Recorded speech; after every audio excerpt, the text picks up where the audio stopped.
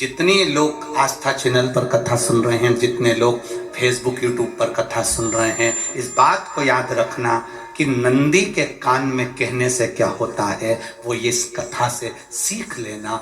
आखिरी में गणेश जी को लगा किसको कहूं, शंकर जी भी तप में है, नंदी भी तप में है, मैं किसको कहूं।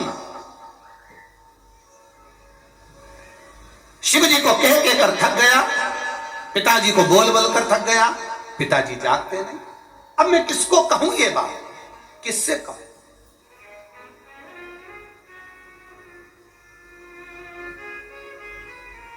विनायक गए सीधे अब नंदी के पास।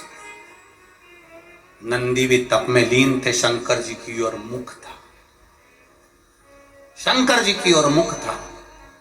गए और जाकर तुरंत विनायक ने नंदी के कानों में जाकर कहा, नंदीश्वर, मैया का हाथ पकड़कर जलंधर लेकर जा रहा है, पिताजी तप में लीन है, कृपा करिए ना। बस केवल नंदी के कान में कहा, गणेश जी दूर हट गए। नंदी के कान में कहा, शंकर जी के नेत्र खुल गए, शिव जी के नेत्र खुले।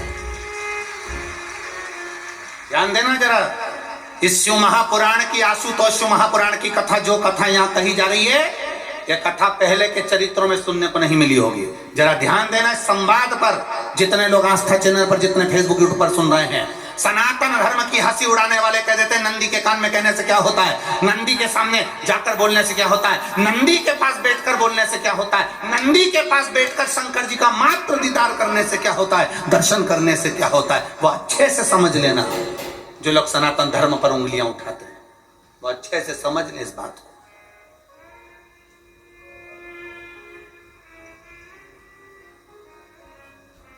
क्या होता है,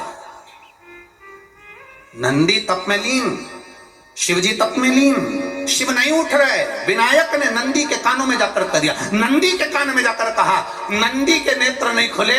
नेत्र किसके खुले, जम के बोलो, महादेव के खुले, शिव जी के खुले। ये मन का तार, नंदी शंकर की आराधना कर रहे थे, शिव अपनी भक्ति में डूबे थे। यहां कहा, यहां पहुंचा, जो दिल में था उस तक बात पहुंच गई। नंदी के दिल में शिव थे, तुम कहे नंदी ने शंकर तक बात पहुंचा दी। वो सूत्र जो बंधा था दिल से दिल तक का, वो पहुंच गया। वो सूत्र जो दिल से दिल तक बंधा हुआ था, मन से बंधा हुआ था, खबर वहां तक पहुंच गई, खबर पहुंच गई।